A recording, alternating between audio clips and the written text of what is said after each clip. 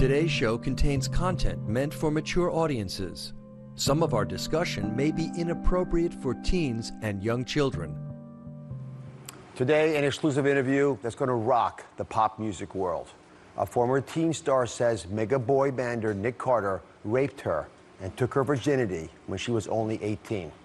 For the first time ever, Melissa Schumann, who was in the girl band Dream, is speaking out about the night she says left her broken and traumatized. Her story, along with the millions of others we're hearing, is part of the explosion of sexual assault and harassment allegations stretching from Hollywood to the Deep South and Washington, D.C. Top experts, the tops around, are here today to diagnose what's really going on in this country. And the big question is now what? But first, our exclusive interview. In the early 2000s, Melissa Schumann rose to fame in the girl group Dream. After making 2 platinum hits with the band, she put out a solo album and set out to launch an acting career. At the same time, pop star Nick Carter was at the height of his fame, a member of the best-selling boy band in history, the Backstreet Boys. Nick was the baby-faced heartthrob on the cover of every celebrity magazine and hanging on every teen's bedroom wall. In 2002, a TV horror movie brought these 2 pop star powerhouses together. Scott, could you please get this gorilla off of me? At the time, landing the role made Melissa feel like her Hollywood dreams were coming true. But she now says it turned out to be a nightmare. Just recently, the moment that's been haunting her for years has been all over headlines. For the first time ever, Melissa is on our stage speaking out about the night she says Backstreet boy Nick Carter raped her. Melissa joins us. Are you okay? Yes, thank you. You're an incredibly brave woman for speaking out about something that was obviously so traumatic to you. So I'm going to let you tell the story in your own words. But I want to start by asking, why did you decide to come forward? Why put yourself through this? Well, I actually did try to come forward when it happened. I had actually confided in my manager at that time about pressing charges. And I was told that he had the most powerful litigator in the country and that I didn't have the money to pay for an attorney to essentially defend me if he were to come after me. And then he was also just like, you know, you're trying to build a name for yourself right now. Everyone's going to call you, you know, fame hungry, that you're trying to use this to better yourself or get your name out there. And, you know, at this point, like, there's nothing we can do. And I remember telling him, like, oh, so that's it? Like, he just gets away with it? And he was just like, you know. Well, why now? 15 Why years now? later? Why revisit it? Well, since the Harvey Weinstein allegations came out, I started to notice that, like, I had a lot of anxiety manifesting in my body. And a friend of mine was like, Melissa, you know, you should think about coming forward. And I told her I didn't want to. I was actually waiting for somebody else, if there was anybody else, to come forward before me, because I didn't want to be the whistleblower. And she was just like, Melissa, now is the time. Like, there's been no other time in history that women have been able to stand up and speak out and be able to be supported. And she's like, I don't know if we're ever going to have this again. Like, we don't know how long this is going to last. And so time went on. I wrote the blog. I questioned it. I wrote it. I deleted it. I wrote it again. And then finally, it was my husband. I had a panic attack one night, and excuse me, and he just said, you just need to do this, and then I pressed that publish button, and we went to bed. The world's changed. Yeah, I'm hoping. Well, let's start in the beginning. Yeah. You're with Nick on a project. Mm-hmm. And he invites you and a girlfriend, not by yourself. Right. You and a girlfriend back to his room. Yeah, his apartment. His apartment. Yeah, and he also had a friend with him, and he said, hey, you know, do you want to come and hang at my place in Santa Monica? And I was like, yeah, sure, that sounds like fun. I had no, I just thought we were going to go and hang out. So, you know, they had purchased alcohol beforehand. I wasn't somebody who drank a lot. I don't drink at all, to be quite honest. And they offered me something to drink, and it didn't seem like a dangerous situation. It seemed like it was a casual hangout. And, you know, it wasn't like we were partying like crazy, like doing shots and shots and shots. It wasn't like that. And so we were out in the living room, and then Nick asked me, would you like to come and listen to some of my new music? So he turned on the music, and he turned down the lights, and he told me to sit on his lap. So I sat on his lap, and we started to kiss, and that was consensual. I didn't feel like he forced me to do that. I felt moved to do it in that moment, and then very quickly it like escalated between consent to what the heck is going on. So he took you into a bathroom. Yeah. And what happened there? So when we were in the bathroom, you know, we were kissing, and then he put me up on the bathroom counter, and he started to unbutton my pants, and I told him I didn't want to go any further. I'm like, I enjoy just kissing you, like I want to just stay there. And he wouldn't listen to me and forcefully continued to remove my pants, and he forced oral sex on me. And I remember in that moment the horror, confusion, blame. I wanted to already start to forget it, so I tried to turn off the light, and then he turned it back on and told me that he wanted to look at me. And I just remember in that moment, like, trying to look away, like, look up, look to the side.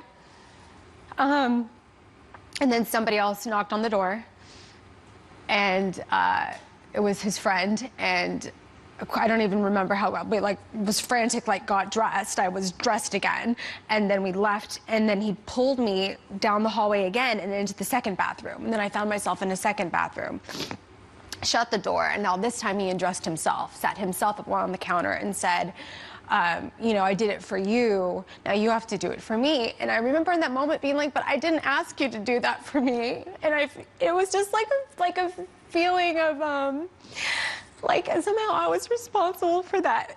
And it was really hard for me to process it. So I declined. And so when he put my hand on his body, I felt like that was like maybe my way out. And then that's when I caught a glimpse of myself in the mirror. And I remember seeing myself and realizing in that moment that, like, I was watching myself being victimized. And I also remember the feeling of disgust that I felt for him in that moment. And I thought that it would end there, but it didn't. And then he moved me into the bedroom, and he was stronger than me. When he put me on the bed, I told him, well, before putting me on the bed, I told him, like, I'm a virgin, I'm saving myself for my husband, my future husband. He told me I could be your husband. He used a lot of like sexual, they call it sexual coercion, like we're like manipulative, like trying to get you to say yes on me. And so when he put me on the bed and he got on top of me, he was really heavy. And at that point, like, I had already been like resisting, like there was so much energy. I was getting tired. Like I was tired of resisting. And then I just remember lying there, and he was on top of me, and then that's when he raped me. And I just remember at that point turning my head and just wanting to fall asleep and act like it was just all a bad dream. And then, you know, in the morning I don't know where he went. He left. I don't know. He got up and disappeared. Okay, we'll be right back. We're back with actress and singer Melissa Schumann, who's opening up about the night she says Backstreet Boy Nick Carter sexually assaulted her. So you mentioned that you spoke to people about it. Yes. Afterward. To who? To my roommate. And then she took me to go talk to her mother. And then it was her mother that sat me down and explained to me what was happening. And I was in disbelief. I still was in, you know, she had encouraged me to go to the police. She had encouraged me to go get a rape kit, all of which scared me because I hadn't even gotten my first gynecological exam before. So like the idea of getting an invasive rape kit, and also it like validated it. Like I still wanted to deny or think somehow I was responsible. And then over the weeks and months and years after I told my mom, my dad, my sisters eventually found out, I started to, especially if I drank, I started to drink more as heavily after, as a way of, I think in some ways punishing myself. Like I was kind of on a self-destructive path, and I would drink to forget. I would drink to remember, and sometimes, especially if I would drink, it would just come like pouring out of me. Did your family and your Yeah. friend and her mom agree with you not going to the police? No, everybody wanted me to go to the police, but I was so scared of the potential backlash that it would have on my life, so I justified it that way. So obviously what you're saying is extraordinarily powerful. It takes a lot to say it. As the host of this show, I felt obliged to double check as much as I could. So I don't have any eyewitnesses from the evening, but we called all the people you mentioned, pretty much. And I should say this to everybody, because I don't take this interview lightly. These are important allegations, and they have ramifications for everybody involved. But all the people you mentioned confirmed what you said. So I know you told people who are close to you that night Yes. that you were public about it, that there was discussions about going to the police, about getting a rape kit, and that you decided not to do it for reasons that many women now are echoing. Yeah. The fear of your career, fear of not being believed, of being shamed, some guilt. Yeah. So in the middle of all this, you're still making a movie with Nick. Yeah. And you've got to go out Yeah. and see him again. Yeah. So what was that like? It was horrifying. My dad ended up coming to the set. My roommate ended up coming to the set because I didn't want to be there by myself. The scene that we ended up doing ended up being a more, I want to say, violent or aggressive scene where he grabs my arm. And I remember, because I didn't think that I would ever be able to confront him, because he acted like everything was normal. Like nothing had gone on, which made me feel even crazier. And so when in the scene, I guess I used the scene as a way of, like, I used it to like confront him a little bit because that's what the scene was about. But we were even forced to sit like in a van. I had to sit in a van with him by myself because it was cold that night and they were running the heater. And I had to sit in a van with him and act like everything was fine. So for 15 years, you carried this burden. You discussed, and again, you're being so open about this. It's incredible.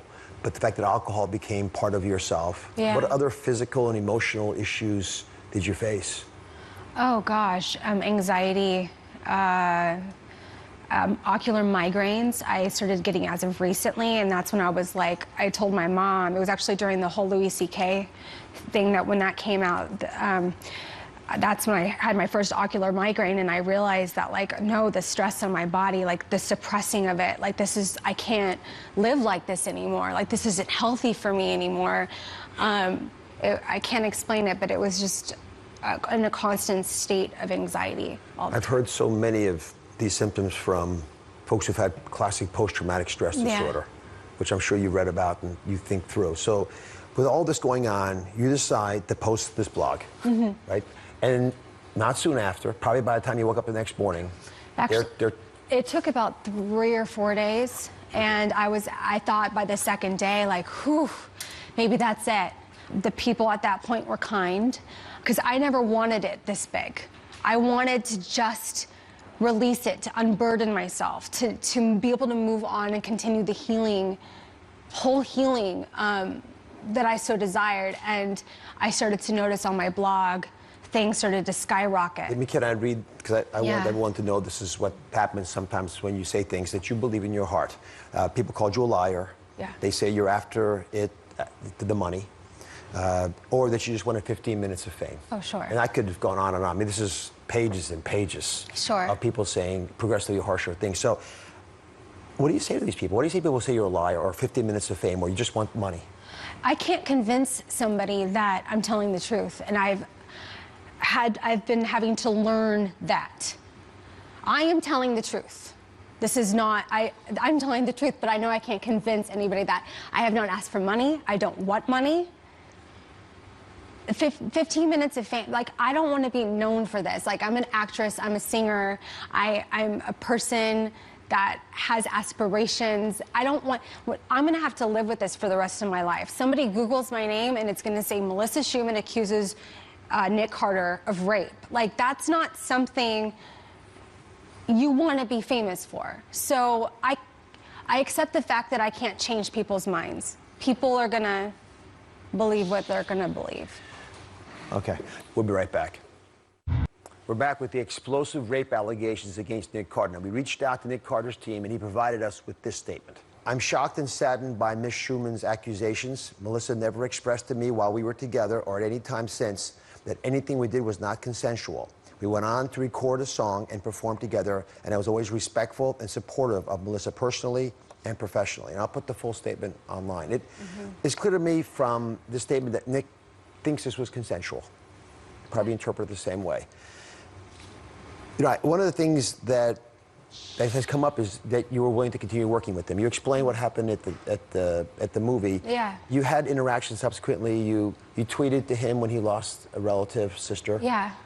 So people say, why were you kind to him in that setting? Right, yeah, and I know that that's been a point of confusion for a lot of people. I didn't think that I was ever going to be able to come forward, period. I never thought that I would be able, I never wanted to talk to him again, so I was certainly never going to go and, you know, face him face to face. And what I've learned is so many people were like, forgiveness will set you free. Forgiveness is not just for the other person, it's for you. And even though he did what he did to me, I felt compassion for him in the loss of his family, and I felt like by tweeting him that, it was my way of extending my forgiveness. So with that, I can have compassion. Since you've spoken up, have women come looking for you, asking advice for you? Have any people come to you talking about Nick? Yeah, I've had countless emails, people contacting me about their own assaults in similar situations, and then also people who have come forward to me telling me about experiences that they've had with Nick. I've spoken to a few. I'm hoping that they find the bravery to come forward.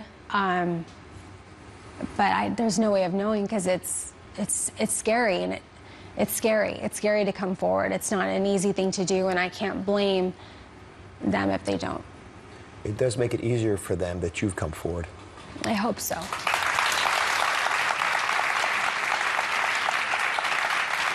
I'd love to hear a message from you to Nick. Yeah. You've heard what he said. You've thought about this for 15 years.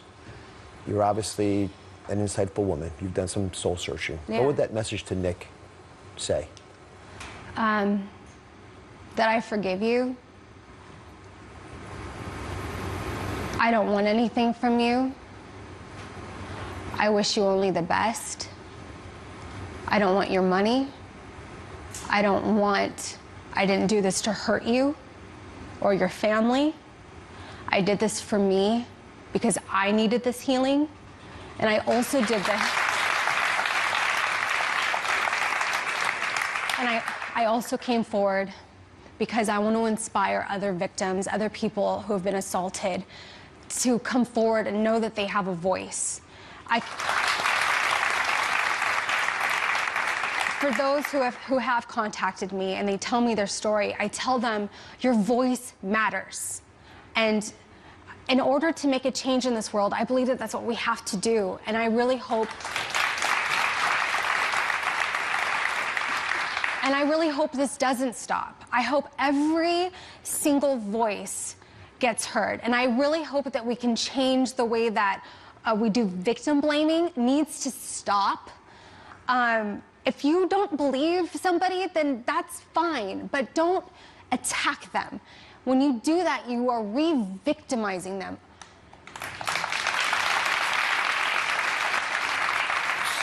Well, let me be the first of a course of people who are going to tell you that I respect you and I honor you. Thank you. And I'm continually amazed at women like you who will come forward.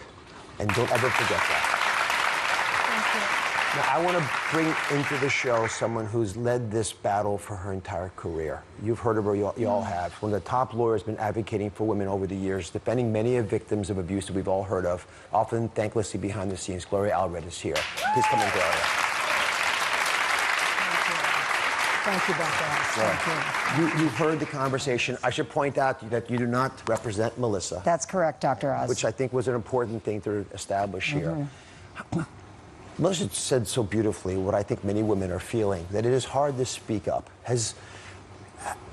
First of all, how difficult is it really, even today, for women to speak their mind and revisit very painful moments of sexual harassment or abuse? It is very difficult. I'm happy to say that many women are contacting me and asking, what are my legal rights? What are my responsibilities? Should I speak up? Should I not? And what I like to do is advise them, Dr. Oz, of the risks and benefits of many options that they have. There are risks, as Melissa has said, in speaking up. Sometimes there's going to be a backlash, particularly if they're speaking up against a high-profile celebrity, as Melissa has done. In addition, I mean, there's still some people who don't believe women, and they're going to do a lot of name-calling, as she has said. There's also the potential that they could be sued by the high-profile figure who denies it and says, I've been defamed, I've been libeled, I've been slandered, see you in court, and then the potential victim is on the wrong end of a lawsuit. And I want to say, Melissa, you looked in the mirror when you say that that assault occurred. Look in the mirror today. You are a different person, an empowered woman. Thank you. Beautifully stated. Remarkable at every level. And I hope that's all you feel from folks around you, the love, and I'm sure the faith people have in a higher entity and in your, God bless you. Absolutely. Right. We'll be right back. Up next, what the headlines don't tell you about this explosion of sexual harassment allegations. The experts who have been following this issue even before the first story broke are here, and they're ready to sound off. Matt Lauer has been terminated for behavior. Holly Rose has been terminated by CBS News. The biggest names have been falling like dominoes as sexual harassment allegations continue to explode. John Conyers is now stepping down. It started in the hills of Hollywood and moved to the halls of Congress. I am embarrassed. I feel ashamed. Victims are rising up and speaking out. Harvey left the room and came back in naked. Across the nation, from one allegation to the next, from one industry to another, it has become clear the rules of the game will change. This I know is true. Women cannot achieve equality in the workplace or in society until there is a reckoning. As the shocking stories continue to break nearly every day, Americans are left wondering, who will be next? We're back investigating the epidemic of sexual harassment, and the big question is, now what? What are we going to do? I'm joined by the experts who have been following this issue even before the first headlines broke. Forensic psychiatrist Dr. Michael Wellner, top crisis management expert Mike Paul, also known as the Reputation Doctor, Crime Online founder and tireless advocate for victims' rights, Nancy Grace, and Gloria Allred is back as well. Gloria, let me start with you, just because it's in the news. Your reaction to Matt Lauer's firing? Well, I first of all want to commend the women who allege that they were victims of Matt Lauer for coming forward. But for that first woman who came forward and had the courage to speak to HR at NBC, he would not have been terminated. He would still be there. And then that encouraged others to come forward as well. And so he has now faced a very serious consequence for what they allege that he did to them. And they are the ones who won this change. They overcame their fear, Dr. Oz, which I'm sure that they had, and that's why perhaps they didn't come forward earlier. They fought through that fear, they reported it, and that is a win for them and also for others who will now be protected in the workplace. Nancy, I'm going to throw you a stick of dynamite because I know you're about to explode on this issue. Is this the day of reckoning? Look around. Do you see all these women, Dr. Oz? How many of them, 1 in 4, have been molested, raped, harassed, and they don't speak up? There's a reason why. You know what? I bet all the guys in jail right now wish they had just been fired. Where are the prosecutions? What's happening? Why aren't there criminal investigations going on, Dr. Oz? Yeah. That's right. I've been shocked by that. Why am I always the harsh one? But the law is the law. What's going on? Why aren't police investigating these very influential, very rich men? So I want to put some numbers on the comment you just made. We did a sexual harassment poll, and we wanted to know what that actually means and how much it's impacted you. 75% of women, 3 out of 4 women, say they've been sexually harassed. Does that number surprise you, Gloria? You deal with women who call you, but you probably have a gauge for the general population. Right, and for the almost 42 years that I've been practicing law, and we're the leading women's rights law firm in the nation, I have been, when I've been out speaking, asking women to raise their hand if they know someone who was sexually harassed. And that number, 75%, is I think, a true number, or maybe it's more. And I also asked, you know anyone who's been sexually harassed? It's something that often women have discussed in their families, with their friends, sometimes with their coworkers, but only a few have done something about it. But now women are saying, you know what? We're going to fight that fear. We're going to stand up. We are going to do something about it. So let me get to the root of this. Dr. Wellman, this is your specialty area. So I'm looking at this, and I see this is a power play, right? Guys taking advantage of women. They could be taking advantage of kids or other weaker men. What's the diagnosis as a psychiatrist behind this epidemic? There's nothing new about the powerful taking advantage of the powerless, and that's the essence of corruption. And when they take their physical integrity in their bodies, it's just a different way of abusing power. But the cases that we've been hearing about, it doesn't just happen to famous people, but we're hearing about people with fame and power. It's an expression of entitlement. And the reason we shouldn't be surprised is that, look, there are plenty of people who are famous and who are powerful who understand boundaries and respect them.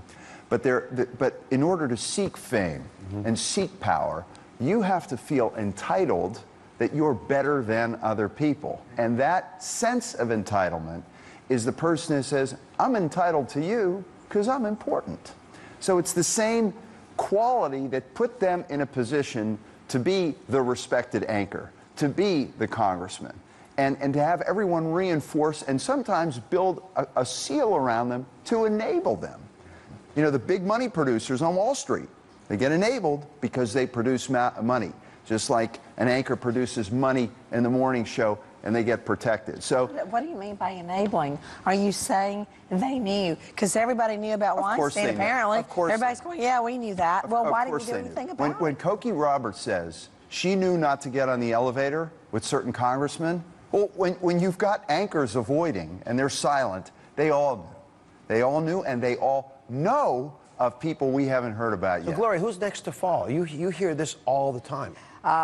In answer to your question, I do have a list, but I cannot disclose who is on the list because what I know through confidential communications with my clients, and this has got to stop. Mike, there are legions of men, I'm hearing, who are quaking in their boots right now, worried they're going to be accused. But that's what I'm taking. So, that's right. What do they told you, and what do you tell them?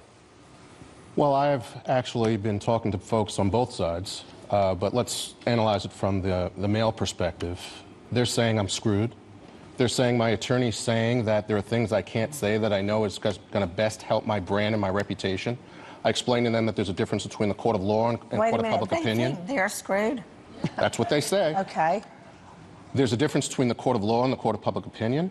I tell them that it is many times more than 50% as being as important as the court of law, the court of public opinion, that your reputation is your entire lifetime, not just a case that might end 3 or 4 years later, and that there's no ifs or buts in a true apology, that it needs to be ethical, that it needs to be moral, that it needs to be authentic. And if you lie and spin is a lie. It's a four-letter word for a reason. And you need to be concerned about not just your own decision, but the stakeholders of those who you have allegedly victimized, but also if it helps to spur your heart to change versus just your head. Think of your own family that you're hurting. Think of your children. Matt Lauer, for example, has children. Matt Lauer has a wife. Matt Lauer needs to be thinking not just from his own perspective, he needs to be thinking of those children who have to go to school, and they're victimized too. So when we come back, I want to get back to this apology issue, because this seems to be an important factor. And again, it does send a message about where you are in your true ability to change. So coming up, is it enough to apologize? And are those who get caught truly sorry? And what we found out is going to shock you. Stick around.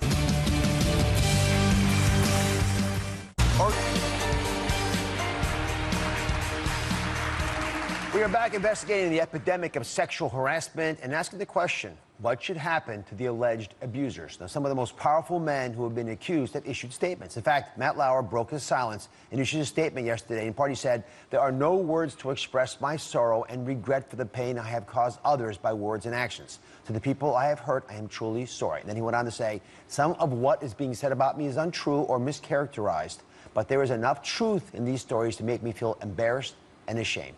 So, Gloria, you represent probably more women than anybody else. How do they react to these kinds of apologies? Well, I always believe that there should be three elements.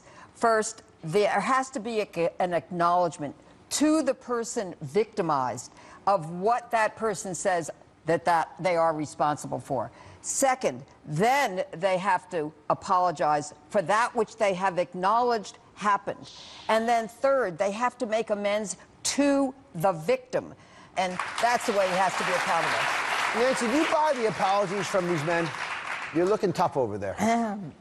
Dr. Oz, how come they're just apologizing when they get caught? Question. I think they're sorry they got caught, not that they're sorry they did it. Why do you have to... Yeah, I mean, I'm sorry. I don't know why it sounds so good when Gloria says it and I sound like the bad guy. But you sound like a prosecutor. I mean, the reality is they're not lining up to apologize and make amends until it's on the Dr. Oz show. Yeah. Then they're sorry. And I'm not buying it. That these are crimes, Oz. Yeah. They're crimes. So this survey that I referred to earlier, 63% of you all said someone who apologizes should be forgiven and treated differently than someone who has not. Well, I was surprised. I didn't think it would be that high a number, but it shows how forgiving women are. Dr. Wellner, is an apology enough? I think the simple answer is, what does the person need? Each person has different needs, but we can't decide for them. Each victim has to decide what they need themselves. But we also have to understand, you mentioned about women tend to forgive.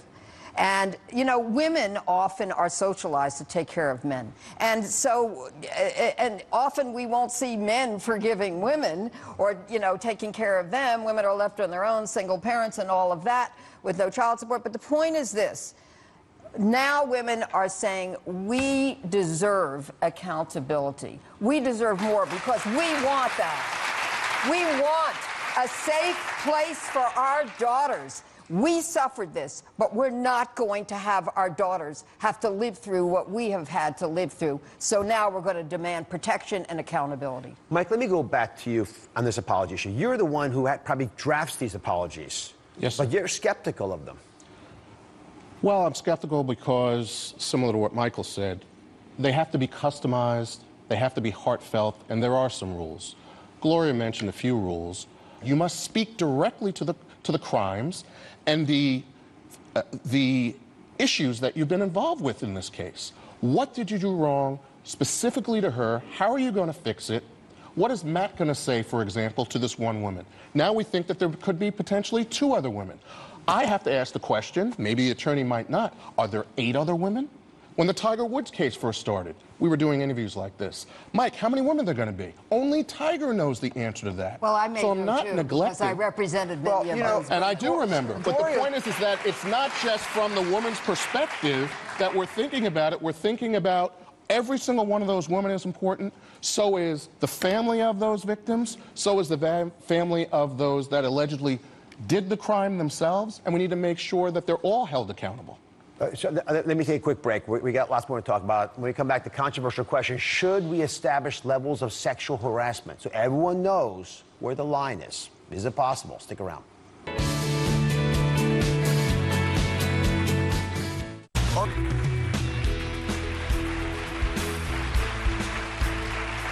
In our online survey, we asked if all types of sexual harassment should be punished the same way.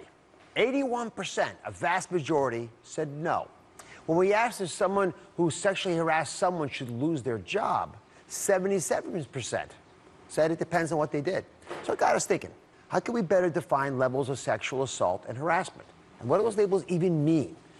Attorney Gloria Allred and forensic psychiatrist Dr. Michael Wellner are going to go through all the stuff so you understand it and maybe can sort out some of the confusion. So, Gloria, start off with sexual assault versus sexual harassment. What's the difference? Well, sexual harassment, Dr. Oz, we're generally talking about what is happening in the workplace. So we're talking about unwelcome sexual advances or requests for sexual favors. Now, that may be verbal, oral, or in writing, or it may be physical, but it doesn't have to be sexual assault to be sexual harassment in the workplace. Sometimes it is, and sometimes it's not. It does have to be severe or pervasive in order to constitute sexual harassment. So the exact legal terms, I'm the doctor, but I've been studying this. I'm curious in other professions' meanings. And it turns out from state to state, they vary a little bit. So let me go through it from my terms. Sexual harassment is a civil term. That means the cops don't come knocking on your door for it, usually. Sexual misconduct that creates a hostile workplace, as you said so beautifully, and it's usually with a power struggle, and it creates intimidation, which Dr. Wellner has brought up as an important part here. Sexual assault is the next level. It's a criminal act. The cops will come knocking on the door. You know, these are when things get physical, usually. It's a broad term that encompasses everything from unwanted touching with criminal intent, which we'll get to in a minute, to rape, which I think everyone's clear on.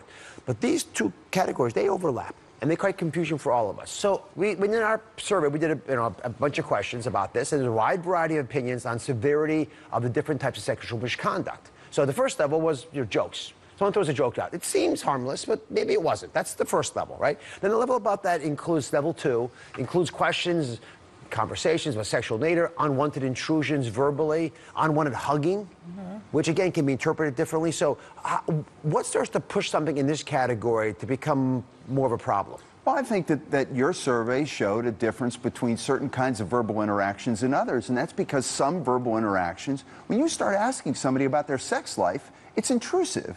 It's far more intrusive than just telling a joke. And so, you know, while all of these may be unwelcome, there is absolutely no equating from someone who fondles someone or who grabs them in a private area relative to someone who touches someone on the arm unwanted. I asked the question in part because there's the legal ways of dealing with this, and you're experts at that. You deal with it all the time. You're very thoughtful and clear in how you differentiate. Then there's the court of public opinion that we're all living in now, and we're hearing allegations that don't all sound the same, but they often have the similar consequences. And I'm just trying to make sense of that in my own mind. I'm not trying to give people a blueprint to cheating. I'm trying to understand how we should process, because I just heard there are going to be legions more of these coming out 2018. Yes, you're telling me it's going to be the banner year. We haven't even started. This is a tsunami. And women are empowered, and they're never going back to silence again. Good, good. Let me get to the third level. Third level, clear-cut examples of sexual assault. This is groping, rubbing against someone, rape. Right? But it's not all of it's coded in level 3. There are things in level 3 like sending explicit texts, right? Pictures of yourself. That's right. How do you manage those? Well, we actually have a full-time IT person looking at texts and emails that the perpetrators of these disgusting sexual acts have done. I had an attorney once throw a copy of my client's vagina across the table at me. And that's after I gave him a picture of his client's penis, which he had first sent to her. So, yes, this goes on. And, yes, all of this now on social media, all of this comes into evidence of what has happened. And in the sexual harassment area, we're not talking about consent, by the way. We're talking about what's unwelcome. Because a person who is an employee is not in an equal position with the person who's sexually harassing her. she's worried about keeping her job or not being promoted because she reported sexual harassment. She's worried about retaliation against her if she reports. So we're trying to take the fear out of that and helping her to understand that the law does protect her against retaliation. So she should report and she should speak confidentially and find out what her rights are. All right. So the goal of this information is to help empower people to know when it's not okay and help everyone know when they're crossing the line. It's a challenge, but we're going to get there. Be right back.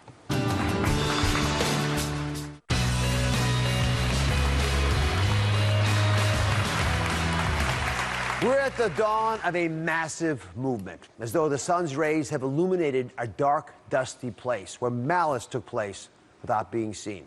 People are coming out from the shadows and no longer fear the brightness of the truth. To the victims who have come forward, you are the bravest of the brave. And that continues even today, and it has to keep continuing. If you're watching this and have been a victim of sexual assault yourself, you're not alone. There is help available. RAIN's National Sexual Assault Hotline helps survivors talk it out and connect with local resources. The number is on your screen. Write it down. Society is no longer accepting this behavior, and the message needs to spread to the talks that men have with men. Guys, listen carefully. Fathers need to tell their sons what's right. What needs to happen next is a greater understanding of the types of sexual harassment in all of its forms. The next divisive issue in this epidemic is even harder. How are we going to penalize wrongdoing? To succeed, we need the right vocabulary to help victims verbalize what's happened to them and give them the power to speak up. I'll see you next time.